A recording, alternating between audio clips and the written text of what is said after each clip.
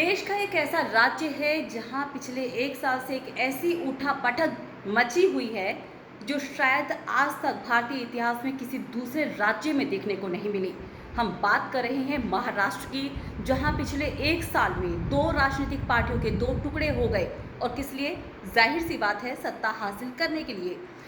ठीक एक साल पहले जून 2022 में यहाँ पर यानी कि महाराष्ट्र के अंदर शिवसेना के दो टुकड़े हुए थे। अचानक पार्टी में बगावत करके एकनाथ शिंदे बीजेपी के साथ मिलते हैं और वहां की सरकार में शामिल हो जाते हैं, मुख्यमंत्री बन जाते हैं। महाराष्ट्र के दो टुकड़े हो जाते हैं शिवसेना के। और ठीक एक साल के बाद कुछ ऐसा ही होता है एनसीपी के अंदर। एनसीपी में यहाँ पर बगावत की है अजीत पवार ने, जो भतीजे हैं शरद पवार के। शरद पवार जिन्हें की राजनीति का एक माहिर राजनेता कहा जाता है, लेकिन उनको इस बात की भनक तक नहीं लगी कि उन्हीं की पार्टी के नेता इतनी बड़ी बगावत करेंगे जिसकी वजह से उनका जो वजूद है, उनकी जो पार्टी का वजूद है, वही खत्म होने के कगार पर पहुंच जाएगा।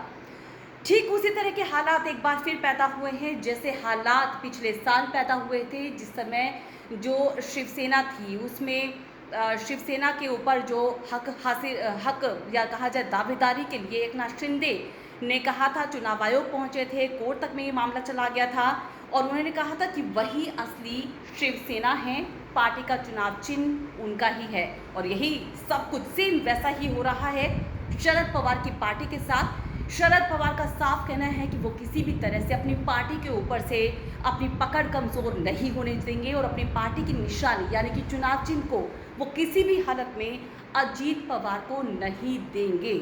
यानी कि कुल मिलाकर बिल्कुल दोनों पार्टियों के अंदर खेमेबाजी है। एक दिन पहले शक्ति प्रदर्शन हुआ है, लेकिन फिलहाल जो हालात हैं उसमें बहुत मुश्किल है कहना कि क्या जो शरद पवार हैं वो अपनी पार्टी की इस टूट को रोक पाएंगे।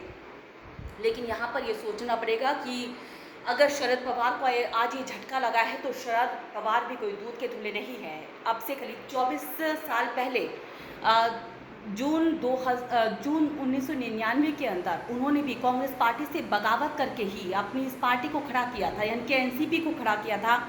और ठीक 24 साल के बाद उनको अपनी ही पार्टी के अंदर अपने भतीजे से इसी तरह की बगावत झेलनी पड़ी है।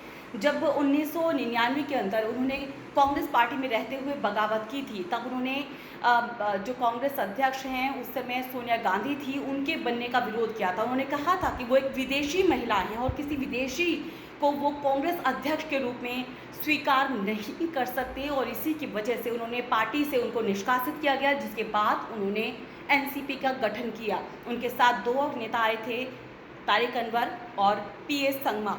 लेकिन फिलहाल अगर हम आज की बात करें तो इस समय हालात बेहद ख़राब हैं, क्योंकि एनसीपी के अंदर 53 विधायक हैं और अगर अजीत पवार को किसी भी तरह से दल बदल कानून के दायरे से बचना है तो उनको कम से कम 2/3 बहुमत यानी कि कम से कम 36 विधायकों का समर्थन अपने साथ दिखाना होगा। हालांकि एक दिन पहले जो शक्ति प्रदर्शन उन्होंने किया है मुंबई में, उसमें काफ़ी हद तक वो इसको साबित करने में कामयाब रही हैं। 32 विधायक उनकी बैठक में शामिल हुए थे, जबकि शरद पवार की बैठक में महज 12 विधायक ही महज 16 विधायक ही शामिल हुए थे। यानी कि बहुत ज़्यादा मुश्किल नहीं है अजीत पवार के लिए बाकी विधायकों का समर्थन हासिल करना। तो देखना ये होगा कि शरद पवार किस तरह से अपनी इस पार्टी की टूट को बचाते हैं, या यूँ कहें कि किस तरह से अपनी पार्टी का सिंबल अपने पास रखने में वो कामयाब हो पाते हैं।